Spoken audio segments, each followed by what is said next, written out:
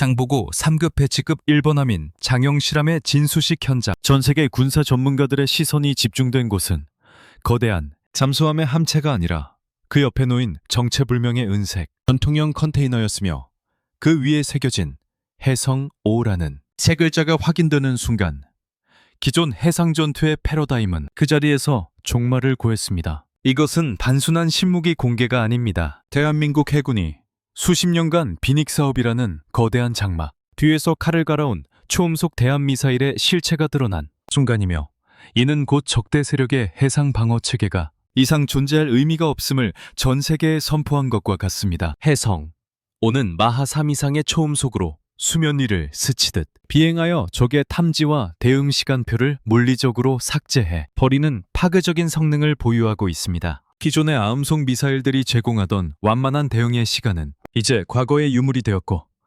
대한민국은 누구도 예상치 못한 시점에 해상전의 룰을 재정의했습니다. 기술적 분석의 핵심은 대한민국이 독자적으로 완성한 고체 연료 램저트 엔진에 있습니다. 과거 러시아의 기술적 잔재에서 출발했다는 비아냥이 있었으나 우리 연구진은 러시아제 원형 엔진보다 추력, 효율을 18% 이상 끌어올리는 기염을 토했습니다. 러시아의 투박하고 비효율적인 설계에 대한민국의 초정밀 가공기술과 연력학 제어 알고리즘이 더해지면서 엔진의 연소 효율과 내구성은 이미 원천기술 보유국인 러시아를 아득히 추월했습니다. 이러한 효율 극대화는 단순히 엔진 성능의 개선에 그치지 않고 사거리의 비약적인 상승으로 직결되었습니다. 업계 내부의 정밀 데이터에 따르면 기존에 알려진 300km 수준을 비웃기라도 하듯 해성호는 최소 500km에서 최대 600km에 달하는 압도적인 타격 범위를 확보한 것으로 분석됩니다. 이 600km라는 숫자가 갖는 전략적 공포는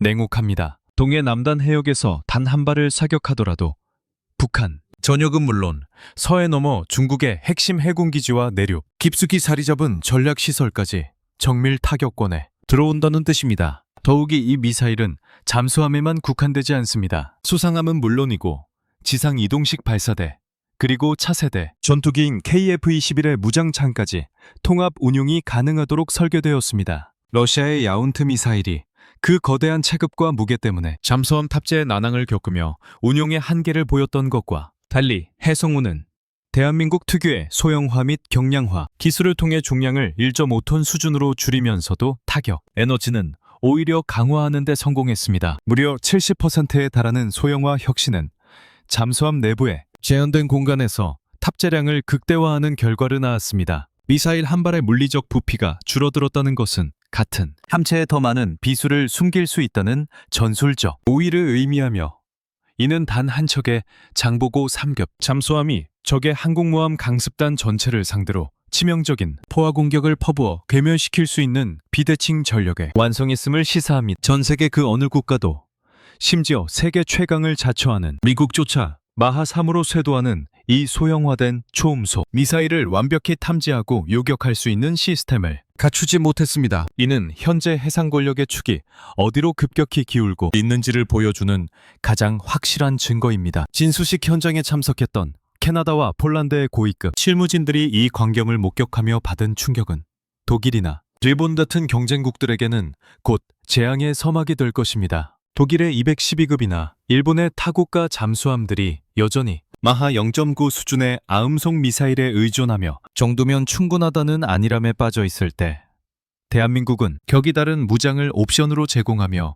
시장의 판도를 뒤흔들었습니다. 기술적 도태를 인정하고 싶지 않은 경쟁국들은 한국의 속도에 경악하고 있으나 이미 벌어진 격차를 메우기에는 그들의 산업 구조는 너무나도 비대하고 느립니다. 비용 측면에서도 해성호는 타의 추종을 불허합니다. 발당 제작 단가 약 18억 원은 동급 경쟁 모델 대비 45% 가까이 저렴하며, 유지보수 비용 또한 미국의 토마호크 대비 절반 이하인 2천만 원대에 불과합니다. 이는 단순한 가격 경쟁력이 아니라 대규모 전쟁 수행 능력의 차이를 의미합니다. 수만 발의 미사일을 장기 운용해야 하는 국가 입장에서 대한민국이 제시하는 이 숫자는 거부할 수 없는 유혹이자 동시에 경쟁자들에게는 극복 불가능한 벽입니다. 우리는 단순히 무기를 파는 것이 아니라 적대국을 경제적으로나 군사적으로 완전히 압도할 수 있는 승리의 공식을 팔고 있는 것입니다. 이러한 초음속 타격 능력의 확보는 자연스럽게 이 무기를 운반할 가장 은밀하고 강력한 플랫폼,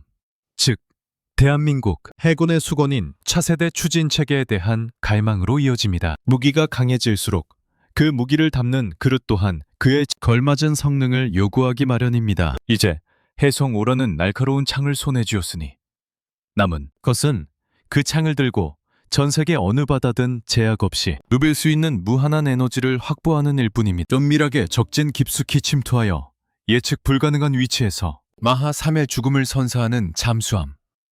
그 꿈이 현실로 다가오면서 서해와 남해의 긴장감은 이전과는 전혀 다른 양상으로 전개되기 시작했습니다. 중국 해군이 자랑하던 해저 감시망과 예인소나 배열이 과연 대한민국의 이 새로운 위협을 감당할 수 있을까요? 아니면 그들이 구축해놓은 방어선 자체가 거대한 무덤이 될 것인가?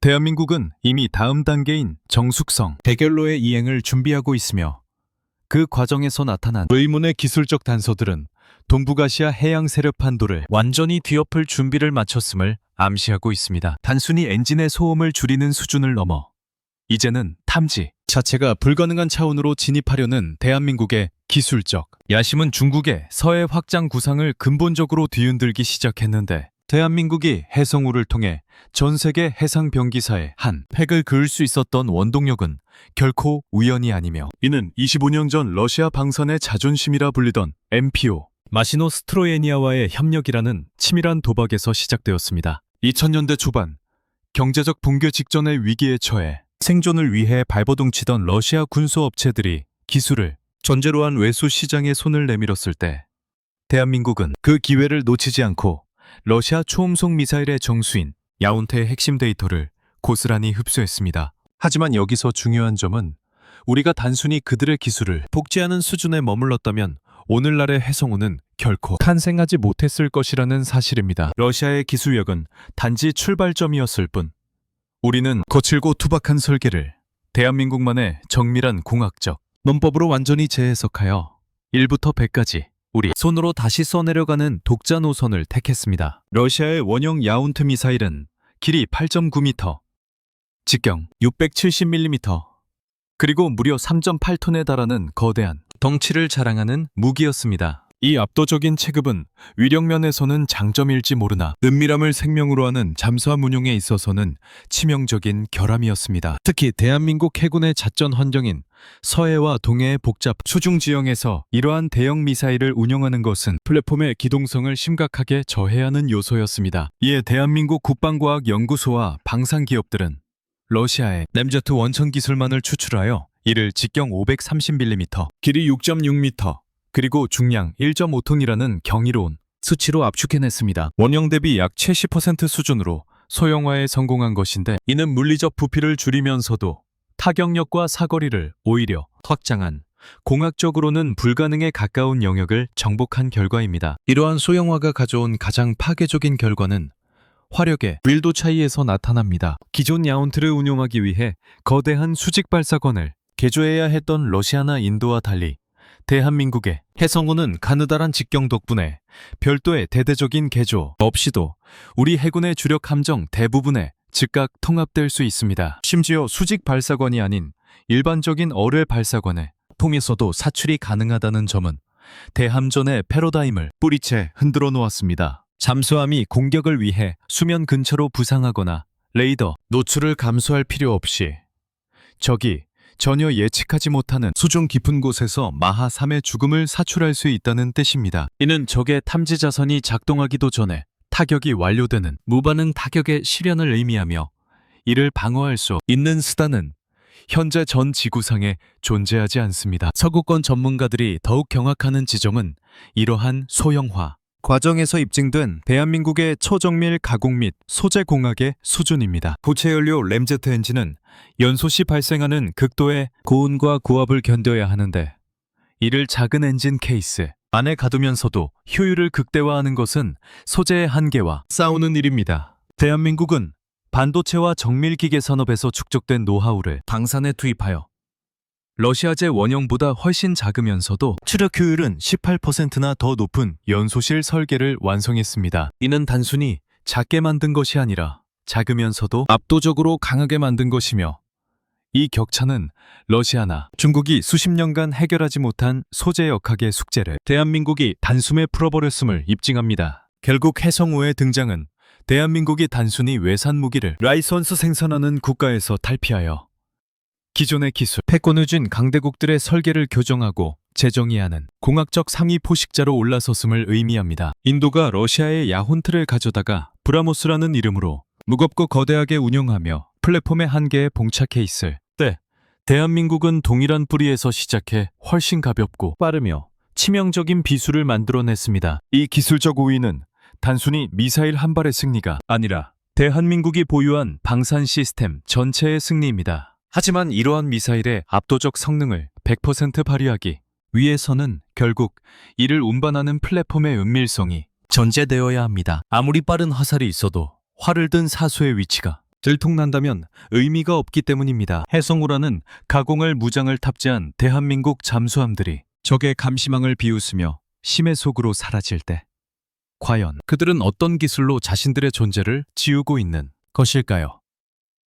전문가들이 주목하는 대한민국의 또 다른 극비 기술, 바로 잠수함의 심장부에서 조용히 소음을 지우고 있는 정체불명의 저주파 억제 기술과 그 이면에 숨겨진 거대한 프로젝트의 실체가 서서히 수면 위로 떠오르기 시작하는데, 해성호가 기술적으로 해상전의 룰을 파괴했다면 이 미사일이 시장에서 보여주는 숫자는 경쟁국들의 산업 기반 자체를 뿌리채 뒤흔드는 경제적 학살에 가깝습니다. 현대전은 결국 자본의 소모전이며, 아무리 뛰어난 성능의 무기라도 지속 가능한 가격 경쟁력을 갖추지 못하면 전장의 주도권을 유지할 수 없습니다. 이런 관점에서 해성호의 제작 단가가 약 18억 원대에 형성되어 있다는 사실은 전 세계 방산 관계자들의 단순한 놀라움을 넘어선 공포를 선사하고 있습니다. 이는 동급의 초음속 경쟁 모델들과 비교했을 때 무려 45% 이상 저렴한 수치로, 대한민국은 타국이 한 발에 미사일을 배치할 예산으로 2발 이상의 치명적인 비수를 함대에 적재할 수 있는 물량의 우위까지 점하게 된 것입니다. 이러한 가격 혁명이 가능했던 배경에는 대한민국의 독보적인 국산화율과 수직 계열화된 생산체계가 자리 잡고 있습니다. 미국이나 유럽의 방산업체들이 복잡한 다국적 공급망과 과도한 인건비, 그리고 노후화된 제조시설로 인해 무기, 체계의 가격 조절에 실패하고 있는 사이, 대한민국은 소재부터 정밀 가공, 최종 조립에 이르기까지 전 과정을 국내 생태계 안에서 완결지었습니다. 특히 램제트 엔진의 핵심 구성품과 고정밀 유도 장치를 국산화하는 과정에서 발생한 비용 절감 효과는 그대로 미사일의 단가 하락으로 이어졌습니다. 이는 경쟁국들이 도저히 따라올 수 없는 대한민국만의 제조 효율이며, 가성비라는 단어로는 다 설명할 수 없는 산업적 압승이라 할 수 있습니다. 더욱 치명적인 데이터는 미사일을 구매한 이후의 유지, 보수 및 정비 보관 비용에서 드러납니다. 미사일은 한 번 사고 끝나는 소모품이 아니라 수십 년간 최상의 가동 상태를 유지해야 하는 전략 자산입니다. 미국의 대표적인 순항 미사일인 토마호크의 경우 규모의 경제를 실현했음에도 불구하고 발당 연간 정비 보관 비용이 약 5천만 원에 육박합니다. 반면 해성 계열 미사일은 탄탄한 국산 부품 공급망과 효율적인 유지 보수 알고리즘을 통해 그 절반인 2천만 원대라는 경이로운 관리 비용을 달성했습니다. 10년, 20년을 장기 운영 비용을 합산했을 때 해성호를 선택한 국가는 경쟁 모델을 운영하는 국가보다 수천억 원 이상의 예산을 절감하게 되며, 이는 곧 다른 전력 증강 사업에 재투자할 수 있는 전략적 여유로 치환됩니다. 이러한 경제적 파괴력은 현재 캐나다와 폴란드에서 진행 중인 대형 잠수함 사업에서 대한민국의 절대적인 우위를 점하게 하는 핵심 카드가 되고 있습니다. 총 60조 원 규모로 거론드는 캐나다 잠수함 사업에서 실무진 아니라 그 플랫폼이 30년 이상 운용되는 동안 발생할 총 수명 주기 비용입니다. 독일이나 프랑스가 자국의 고비용 구조를 이기지 못해 제한소의 초음속 성능과 압도적인 유지 보수 효율을 패키지로 묶어 그들의 목을 줄고 있습니다. 마하 0.9의 구시대적 아음속 미사일을 옵션으로 내세운 금치 못하는 것은 당연한 수순입니다. 특히 폴란드 사업의 경우 대한민국은 스웨덴과의 치열한 접전 끝에 전략적 교두보를 다시 확보하고 있습니다. 비록 잠시 앞서가는 듯 보였으나 정작 폴란드가 필수, 요건으로 내세운 수중발사 대지 슬래시 대함 타격 능력에서 한계에 봉착했기 때문입니다. 스웨덴의 A-26 잠수함은 수직 발사관을 갖추고 있지 않아 어뢰 발사관을 통한 미사일 운용이 필수적인데 이를 완벽하게 충족하면서도 초음속 성능과 경제성까지 갖춘 미사일은 전 세계를 뒤져도 해성 5 외에는 대안이 없습니다. 결국 폴란드는 잠수함은 스웨덴제를 쓰더라도 그 안에 채울 두뇌와 심장인 미사일 체계만큼은 대한민국에 손을 내밀 수밖에 없는 구조적 막다른 길에 다다랐습니다. 이처럼 해성우는 단순히 적의 함선을 파괴하는 무기를 넘어 경쟁국들의 방산시장 점유율을 파괴하는 경제 어뢰로 작동하고 있습니다. 대한민국이 설계한 이 촘촘한 경제적 그물망 속에서 독일, 프랑스, 일본과 같은 전통적인 강자들은 서서히 숨이 막혀가고 있습니다. 기술에서 앞서고 가격에서 압도하는 대한민국의 질주는 이제 단순히 미사일 시장에 머물지 않고 잠수함 한 채 전체를 아우르는 패권으로 확장되고 있습니다. 그런데 여기서 우리는 한 가지 의문을 가져야 합니다. 대한민국은 왜 이토록 강력하고 저렴한 무기를 이제서야 그것도 해외 정상급 인사들이 방문하는 시점에 맞춰 공개한 것일까요? 단순히 수출을 위한 홍보일까요? 아니면 더 거대한 무언가를 가리기 위한 전략적 연막일까요? 해성우라는 날카로운 창이 세상의 이목을 끄는 동안 대한민국 잠수함의 꼬리 부분에서는 그 누구에게도 공개되지 않은 또 다른 비밀이 커버에 덮인 채 숨죽이고 있었습니다. 미사일의 속도보다 더 무서운 것, 그것은 소리조차 내지 않고 적의 앞마당을 유린할 수 있는 정숙성의 한계를 돌파하는 일입니다. 잠수함의 성능을 가늠하는 진정한 지표는 화력이 아니라 조용함이라는 전문가들의 격언처럼 대한민국은 이제 재래식 잠수함의 상식을 뛰어넘어 핵추진 잠수함의 영역으로 조용히 발을 들이밀고 있는데 대한민국 조선소를 방문한 외국 기자들과 군 관계자들이 가장 당혹스러워하는 장면은 건조 중인 잠수함의 함체는 당당히 공개하면서도 유독 선체 후미의 추진부만큼은 두꺼운 커버로 꽁꽁 싸매어 철저히 격리하는 모습입니다. 잠수함에 있어 엔진이나 미사일보다 더 치명적인 국가, 기밀은 바로 프로펠러의 형상과 그 추진 원리에 있기 때문입니다. 잠수함을 탐지하는 유일한 수단이 소리인 현대 해전에서 프로펠러가 회전하며 만들어내는 고유의 음향 패턴인 음무는 함정의 생사와 직결되는 지문과도 같습니다. 그런데 최근 해외 군사 전문가들 사이에서는 대한민국 잠수함의 정숙성이 이미 재래식 디젤 잠수함의 한계를 돌파하여 사실상 핵추진 잠수함의 영역에 진입했다는 경악스러운 분석이 쏟아져 나오고 있습니다. 이러한 분석의 핵심 근거는 대한민국이 독자적으로 완성해가는 펌프제트 추진 기술에 있습니다. 일반적인 프로펠러가 노출된 상태로 회전하며 공동현상에 의한 막대한 소음을 발생시키는 것과 달리 펌프제트는 프로펠러를 덕트 내부로 집어넣어 물의 흐름을 정밀하게 제어함으로써 와류와 기포 발생을 근본적으로 억제하는 기술입니다. 이는 유체역학, 소재공학, 그리고 초정밀 설계가 완벽한 삼각구도를 이뤄야만 구현 가능한 고난도 기술로 현재 미국의 버지니아급이나 영국의 에스티튜트급 등 최상위 전략 핵 잠수함들만이 전유물처럼 누려온 영역입니다. 대한민국은 이 금단의 영역을 정복하기 위해 지난 수십 년간 조선 산업에서 축적된 초정밀 용접 및 유체 해석, 역량을 방산에 쏟아부어왔으며 최근 포착된 수중 추진, 실험 데이터는 우리가 이미 실전 배치 수준의 펌프제트 설계를 완성했음을 강력하게 시사하고 있습니다. 더욱 놀라운 지점은 대한민국이 개발한 펌프제트가 기존 서구권 기술의 한계로 지적되던 추진 효율 저하 문제를 해결했다는 점입니다. 본래 펌프제트는 구조적 무게가 무겁고 효율이 일반 프로펠러보다 15% 이상 떨어지기 때문에 막대한 출력을 낼 수 있는 원자력 잠수함에만 제한적으로 적용되어 왔습니다. 그러나 대한민국은 고정자 설계를 최적화하고 덕트 내부에 마찰을 최소화하는 신소재 코팅 기술을 적용하여 효율, 손실을 10% 이하로 줄이는 데 성공했습니다. 이는 곧 원자력이 아닌 재래식 디젤 잠수함에서도 펌프제트 운용이 가능하다는 뜻이며 대한민국 잠수함이 전 세계 해저를 소리 없이 유린할 수 있는 침묵의 사냥꾼으로 거듭났음을 의미합니다. 이러한 정숙성의 비약적인 향상은 단순히 추진기, 교체만으로 이루어진 것이 아닙니다. 미국 디펜스 뉴스와 워싱턴 포스트의 교차 분석에 따르면 2024년 하반기 이후 대한민국 해군의 소음, 진동 저감 관련 특허 출원 수는 5년 전 대비 무려 2.3배나 급증했습니다. 특히 주목할 부분은 삼축 냉동 마운트와 저진동, 펌프 제어 알고리즘 같은 냉동형 소음 제어 기술의 비중이 60%를 넘어섰다는 사실입니다. 이는 외부에서 들리는 소음을 상쇄하는 기술을 넘어 내부 기계류에서 발생하는 미세한 저주파 진동까지 실시간으로 계산하여 소멸시키는 수준에 도달했음을 뜻합니다. 재래식 잠수함만 운용하는 국가들의 평균치보다 2배 이상 높은 이 데이터는 대한민국이 이미 핵잠수함 건조를 전제로 한 고도의 소음 통제 시스템을 완벽히 구축해 놓았다는 결정적 증거가 되고 있습니다. 결국 대한민국 잠수함의 정숙성이 한 단계가 아닌 한 차원 진화했다는 사실은 서해로의 세력 확장을 꿈꾸는 중국 해군에게 치명적인 전략적 악재로 작용하고 있습니다.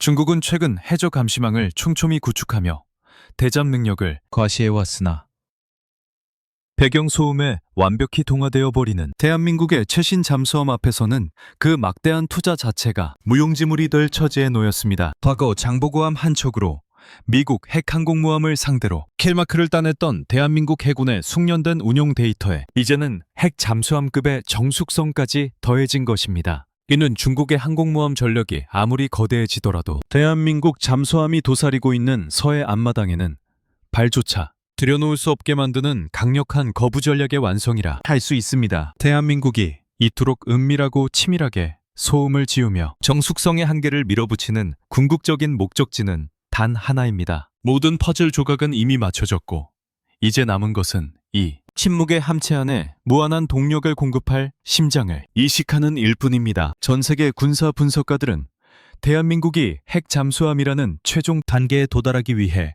민간 산업의 가면을 쓰고 축적해온 또 다른 극비 기술, 즉 소형 모듈 원자로와의 결합 가능성에 주목하기 시작했습니다. 그리고 놀랍게도 미 해군의 건조 역량이 붕괴하며 생긴 거대한 전력 공백이 대한민국에게 그 금기시되던 심장을 합법적으로 손에 넣을 수 있는 절호의 명분과 기회를 제공하고 있는데 대한민국이 핵 잠수함이라는 전략적 성배를 향해 나아가는 행보는 무모한 보전이 아닌 치밀하게 계산된 공학적 설계와 민관의 유기적인 협력이 만들어낸 거대한 체스판의 결과물입니다. 흔히 핵 잠수함 건조의 가장 큰 장벽이 원자로 그 자체라고 생각하기 쉽지만 이는 전장의 본질을 오해한 것입니다. 원자로 기술은 이미 상당 부분 학술적으로 공개되어 있으며 대한민국 정도의 선진 원자력 강국에겐 연료, 합법 문제만 해결된다면 그리 높은 벽이 아닙니다. 진짜 진입 장벽은 그 원자로가 뿜어내는 특유의 미세, 진동과 강력한 저주파 소음을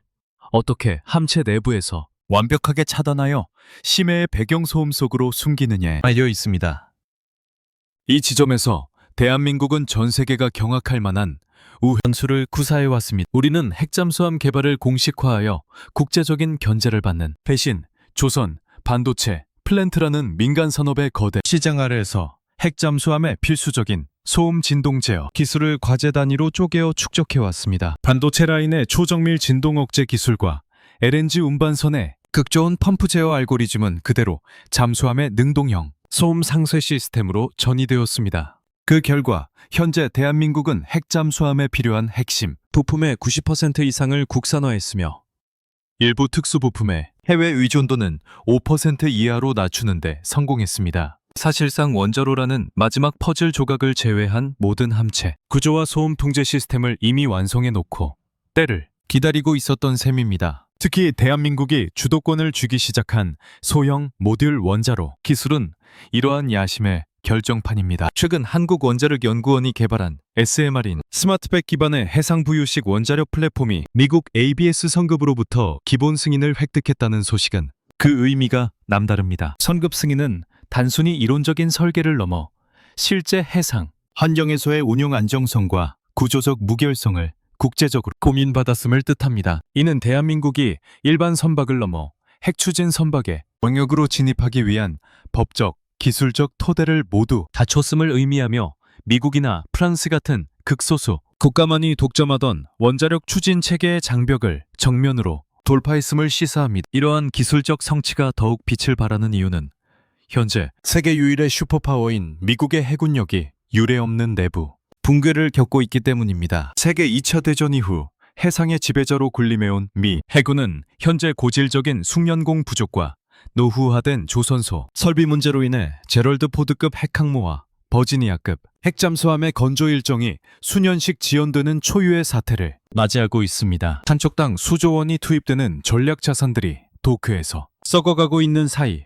미 해군의 인도태평양 억제력에는 회복 불가능한 균열이 발생하기 시작했습니다. 대만을 노리는 중국의 야욕이 노골화드는 시점에서 발생한 이 거대한 전력 공백은 미국으로 하여금 오만한 내수, 포집을 꺾고 유일한 대안인 대한민국에 손을 내밀 수밖에 없게 만들었습니다. 미국은 이제 대한민국을 단순한 무기 구매국이 아니라 무너져가는 미 해군력의 외주기지이자 전략적 파트너로 인정하기 시작했습니다. 한화오션이 미 군수보급선 정비를 시작으로 미 군함 MRO 시장에 본격적으로 진입하고 필리 조선소를 인수하며 미국 본토 내에 생산 거점을 마련한 것은 시작에 불과합니다. 미국은 자국의 핵잠수함 건조 지연을 해결하기 위해 대한민국의 부분적인 건조 위탁을 검토하고 있으며 이 과정에서 대한민국은 핵잠수함 건조에 필요한 최신 노하우와 데이터에 합법적으로 접근할 수 있는 명분을 확보하게 되었습니다. 6.25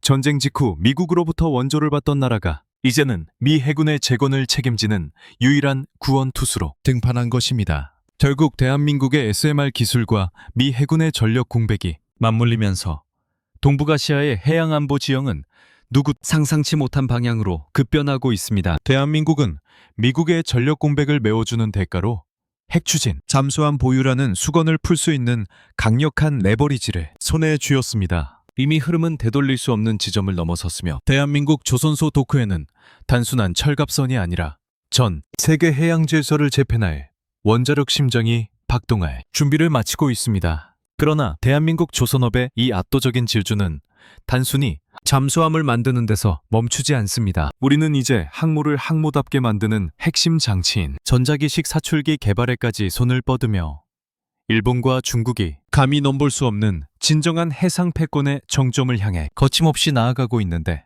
과거 대영 제국의 해상권을 계승하며 수십 년간 지구의 바다를 호령해온 미 해군이 현재 가장 기초적인 능력인 배를 뽑아내는 역량 자체가 거세되며 침몰하고 있는 광경은 역설적으로 대한민국 해양 방산이 전 세계 패권의 중심으로 진입하는 거대한 문을 열어젖혔습니다. 세계 최강의 상징인 핵추진 항공모함 USS 존 F 케네디 함의 건조가 당초 계획보다 2년 이상 지연되어 2027년까지도 함대 합류가 불투명해졌다는 소식은 미 해군력 붕괴의 서막에 불과합니다. 차세대 상륙 강습함인 부건빌과 판자의 인도 역시 줄줄이 일련하며 미 해군이 사수해온 10척 항모체제는 이제 물리적 한계에 부딪혀 붕괴 직전에 몰렸습니다. 한 척의 전력 공백은 단순히 수치상의 손실이 아니라 그 함정을 중심으로 돌아가야 할 배치, 훈련, 정비라는 거대한 톱니바퀴를 통째로 어긋나게 하여 인도태평양 지역의 억제력 자체를 진발시키고 있습니다. 더욱 처참한 실패는 미 해군의 차세대 호위함인 컨스텔레이션급 사업에서 드러났습니다. 전력 공백을 메우기 위해 저비용 신속 건조를 목표로 시작된 이 사업은 잦은 설계 변경과 미숙한 공정 관리로 인해 건조 시작 2년이 지나도록 공정률이 고작 10%에 머무는 처참한 성적표를 남겼습니다. 뻑당 가격은 어느덧 14억 달러.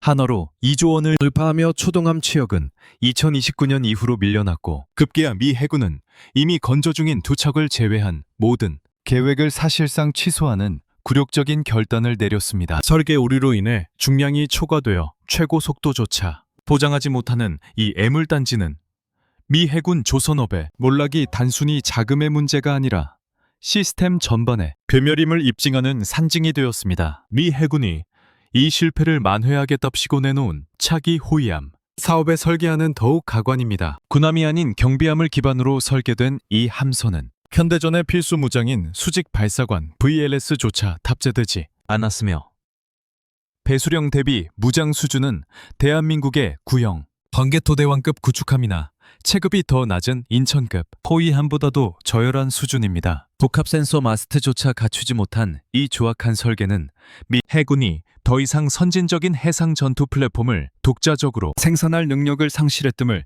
전 세계에 광고하는 꼴이 부자는 망해도 3년은 간다지만 미 해군이 수십 년간 쌓아온 역량은 이미 소진되었으며 이제 그들은 자국 조선소의 폐허 위에서 대안을 찾아 외부로 고개를 돌릴 수밖에 없는 처지가 되었습니다. 이 절망적인 상황에서 미국이 찾아낸 유일한 생존 전략은 바로 대한민국입니다. 중국처럼 신뢰할 수 없는 국가가 아니면서 세계 최고 수준의 품질을 보장하고 동시에 약속된 납기 준수율 100%와 압도적인 가격 경쟁력을 동시에 충족시킬 수 있는 나라는 지구상에 오직 대한민국뿐이기 때문입니다. 그동안 배타적인 내수 우선주의를 고집하며 자국 조선소 살리기에 급급했던 미 정부조차 이제는 마사라는 이름의 핵심 국적 사업을 통해 대한민국의 해양 역량을 미국 본토로 이식하는 데 사활을 걸고 있습니다. 6.25 전쟁 직후 황폐해진 대한민국을 위해 미국이 원조를 아끼지 않았던 것처럼 이제는 침몰하는 미 해군을 구원하기 위해 대한민국이 두 팔을 걷어붙이고 나서는 기막힌 역전극이 펼쳐지고 있는 것입니다. 실제로 한어오션과 HD 현대중공업을 필두로 한 대한민국 조선사들은 미 해군 함정의 유지보수 계약을 잇따라 따내며 미 군함들이 한국 도크를 가득 채우는 진풍경을 연출하고 있습니다. 하지만 이는 시작에 불과합니다. 대한민국은 단순히 배를 고쳐주는 대행업자를 넘어 미국, 네필리 조선소 등을 인수하며 미국 조선산업의 심장부로 직접 침투해 들어가고 있습니다. 이는 미국의 조선 인프라가 완전히 붕괴한 틈을 타 대한민국의 표준 설계와 공정관리 시스템이 미 해군의 새로운 골격이 되고 있음을 의미합니다. 미국이 설계하고 한국이 만드는 것이 아니라 이제는 한국이 설계하고 관리하는 시스템 위에서 미 해군이 재건되는 시대가 도래한 것입니다. 이러한 흐름은 대한민국이 미국의 핵 추진 항공모함을 대신 건조해줄 가능성이라는 파격적인 시나리오로 연결됩니다. 혹자는 항모 건조 경험이 없는 대한민국이 어떻게 10만 톤급 핵항모를 만들겠느냐고 의문을 표하지만 이는 대한민국 조선업의 규모를 과소평가한 무지의 소치입니다. 삼성중공업이 건조한 세계 최대 해양 플랜트 프렐류드호는 배수량이 60만 톤에 달하며 이는 해군 최대 항모인 제럴드 포드급의 5배가 넘는 규모입니다. 이미 전 세계에서 가장 거대하고 복잡한 해양 구조물을 독점적으로 생산해온 대한민국에게 항모의 함체 제작은 기술적으로 전혀 난관이 아닙니다. 여기에 대한민국 국방과학연구소가 최근 항모의 핵심 장비인 전자기식 사출장치의 자체 개발에 착수했다는 사실은 우리가 단순히 외주 제작자가 아닌 항모 전체를 패키지로 제안할 수 있는 전략적 파트너로서의 명분을 하나씩 쌓아가고 있음을 시사합니다. 미국은 자국의 안보를 지키기 위해 대한민국의 해양, 기술력의 운명을 맡겨야 하는 구조적 종속 단계에 접어들었습니다. 대한민국은 미 해군의 재건이라는 거대한 명분을 지렛대 삼아 그동안 금기시되었던 핵추진 체계와 항모 핵심, 기술을 합법적으로 내재화하며 일본과 중국이 감히 상상조차 못할 해상 패권의 정점을 향해 질주하고 있습니다. 이미 힘의 중심은 북미 대륙을 떠나 한반도의 거대한 도크로 이동하고 있으며 이러한 산업적 패권의 이동은 머지않아 인류 에너지 역사의 판도를 바꿀 또 다른 거대한 혁명과 맞물리며 대한민국을 진정한 지구의 주인으로 등극시킬 준비를 마쳤는데 대한민국이 미국의 조선 거점을 잠식하고 해상 원자력 플랫폼의 주도권을 장악해 나가는 흐름은 단순히 비즈니스 차원의 확장이 아니라 전 세계 해양 안보의 설계도를 다시 그리는 전략적 대전환입니다. 이제 대한민국 조선업은 단순히 배를 잘 만드는 수준을 넘어 미국이 국가적 명운을 걸고 밀어붙이는 핵심 국채 사업인 마사 프로젝트의 중추로 자리 잡았습니다. 이는 과거 미국이 주도하던 해상 질서를 대한민국의 기술, 인프라 위에 재구축하는 과정이며 이 거대한 흐름의 끝에는 누구도 상상하지 못했던 파격적인 결과물, 즉 대한민국이 미국의 해추진 항공모함과 잠수함을 대신 건조하고 관리하는 포스트 미국 시대의 해양 패권이 자리하고 있습니다. 특히 주목해야 할 지점은 대한민국이 미국 원자력 발전에 게임 체인저로 불리는 소형 모듈 원자로 산업의 생산, 주도권까지 통째로 거머쥐었다는 사실입니다. 최근 미국의 대표적인 SMR 개발사인 엑스에너지가 무려 16개에 달하는 핵심 강제 부품 생산을 두산에너빌리티에 전량 예약한 사건은 미국 원자력 산업의 심장이 이미 대한민국으로 옮겨왔음을 상징적으로 보여줍니다. SMR은 결국 주기기 단조품과 모듈 제작 역량에서 승부가 갈리는데 미국은 이를 뒷받침할 제조 생태계가 붕괴된 반면 대한민국은 세계 유일의 일괄 생산 체계를 유지하고 있습니다. 이제 미국은 자국 내 원자로 사업을 추진함에 있어 대한민국의 생산 스케줄에 맞춰 모든 일정을 조정해야 하는 처지에 놓였으며, 이는 대한민국이 미국의 에너지와 안보라는 양대축을 동시에 통제하는 위치에 올라섰음을 의미합니다. 이러한 SMR 생산 역량의 독점은 곧바로 핵 추진 선박의 대리 생산 시나리오로 연결됩니다. 원자로를 소형화하여 플랫폼에 얹고 이를 해상에서 장기간 운용하기 위한 차폐, 열관리, 유지보수 체계는 SMR 기술의 정수이자 핵 잠수함 및 핵 항모의 핵심 기술과 정확히 일치합니다. 대한민국은 이미 삼성중공업의 부유식 원자력 플랫폼을 통해 해상 운용 안정성을 국제적으로 공인받았으며, 이는 미국이 생산 지원으로 애를 먹고 있는 버지니아급 핵잠수함이나 차세대 핵항모를 대한민국 조선소에서 혹은 대한민국이 인수한 필리 조선소에서 생산할 수 있는 기술적 명분을 완벽히 충족시켰음을 뜻합니다. 일각에서는 항공모함 건조 경험이 없는 대한민국이 미국의 10만 톤급 항모를 어떻게 감당하겠느냐며 회의적인 시각을 보냅니다. 그러나 이는 대한민국 조선업이 보유한 압도적 체급을 무시한 발상입니다. 삼성중공업이 건조한 세계 최대 해양 플랜트 프렐류드5는 배수량 60만 톤으로 미 해군 최강의 제럴드 포드급 항모 5척을 합친 것보다 거대합니다. 기술적 난도가 극도로 높은 이런 초대형 구조물을 오직 대한민국만이 성공적으로 건조해냈다는 사실은 우리가 마음만 먹는다면 미국의 핵항모를 현재의 절반도 안 되는 기간 내에 더 높은 품질로 뽑아낼 수 있음을 입증합니다. 여기에 대한민국 국방과학연구소가 착수한 전자기식 사출 원치의 국산화 사업은 우리가 단순히 깡통 함체를 만드는 외주 공장이 아니라 항모의 핵심 전투체계까지 직접 설계하고 공급하는 시스템 통합자로 거듭나고 있음을 보여주는 결정적 증거입니다. 대한민국이 이토록 치밀하게 항모와 핵추진 선박의 핵심 기술들을 패키지로 묶어가는 이유는 분명합니다. 우리는 단순히 미국의 빈자리를 채우는 대역에 만족하지 않습니다. 미국이 제조 역량의 부재로 인해 대한민국의 설계와 생산의 상당 부분을 의존하게 되는 순간 해상 패권의 실질적인 열쇠는 도크를 쥐고 있는 대한민국으로 넘어오게 됩니다. 이미 미 해군 함정들이 대한민국 조선소로 줄을 서서 번호표를 뽑고 있는 현실은 더 이상 미국의 해상 지배력이 자국의 힘이 아닌 대한민국의 산업 역량에 희생하고 있음을 방증합니다. 일본과 중국이 거대 함대를 과시하며 위협을 가해와도 그들의 기술적 근간이 닿지 못하는 이 압도적인 산업 패권 앞에서 그들은 결국 구시대적인 해군력에 머무를 수밖에 없습니다. 이제 대한민국은